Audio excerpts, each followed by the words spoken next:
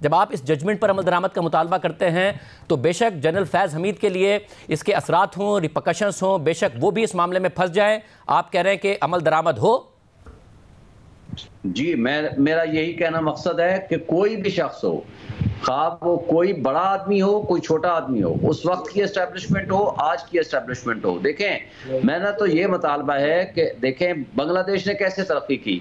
वहाँ के एक साबिक चीफ जस्टिस और साबिक चीफ मार्शल को एडमिनिस्ट्रेटर को जब तक सजा नहीं हुई, उस मुल्क ने तरक्की नहीं की। और हमें भी ये इस प्रेसिडेंट पे अमल दरामद करना पड़ेगा। आपको आइन की बालादस्ती के लिए अदालतों को रोल अदा करना पड़ेगा, कौम को रोल अदा करना पड़ेगा, सहाफियों को रोल अदा करना पड़ेगा, तब जाकर आपका मुल्क किसी साइड ट्रैक पर चल सकता है। और अगर हम नहीं करेंगे, आप बतौर ज़ाहिर बार पॉलिटिक्स एक अपनी हैसियत रखते हैं, मगर अब आप तर्जुमान तहरीक इंसाफ भी हैं और तहरीक इंसाफ की पोजीशन जनरल बाजवा पर तो बहुत ज़्यादा क्रिटिकल रही है, उन पर तो शदीद तनकीद रही है, मगर जनरल फैज़ हमीद के हवाले से कुछ नहीं कहा। इनफैक्ट हुकूमत जाने के बाद भी इमरान खान साहब कहते रहे कि वो तो चाहते थे कि वो कंटिन्यू करें दिसंबर 2021 तक। तो आप ये कह रहे हैं कि बेशक जनरल फैज़ हमीद के खिलाफ भी कार्रवाई हो, क्योंकि बहुत सारे इल्ज़ामात उनसे मुतालिक हैं, वो सिग्नेटरी भी हैं इस धरने के। तहरीक इंसाफ को कोई एतराज़ नहीं है, वो चाहते हैं इस जजमेंट पर मुकम्मल मिनोअन अमल दरामद हो।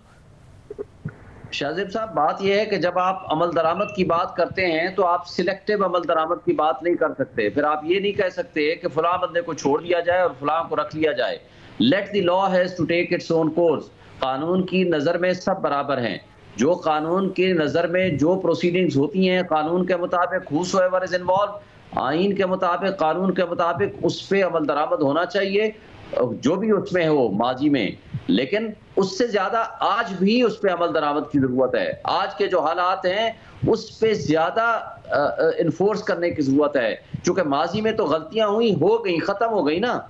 आज वो तसलसल है। बहुत शुक्रिया शुएब शाहीन साहब की गुफ्तगू आपने सुनी। तहरीक इंसाफ जो रिव्यू में गई थी इस केस के बाद, और रिव्यू के बाद जस्टिस काजी फैसल के खिलाफ रेफरेंस दायर किया था, ना सिर्फ उस रेफरेंस पर अपनी गलती तस्लीम कर रही है, रिव्यू पर अपनी गलती तस्लीम कर रही है, और अब जजमेंट को आइन और कानून की बालादस्ती की बात करते हुए कह रही है कि उस पर मिनोअन अमल दरामद होना चाहिए, चाहे जनरल फैज़ हमीद के खिलाफ इस हवाले से कार्रवाई हो इस जजमेंट के नतीजे में, तो भी उस पर अमल दरामद होना चाहिए। एक बहुत बड़ी शिफ्ट तहरीक इंसाफ के मौक़िफ़ में नजर आई है।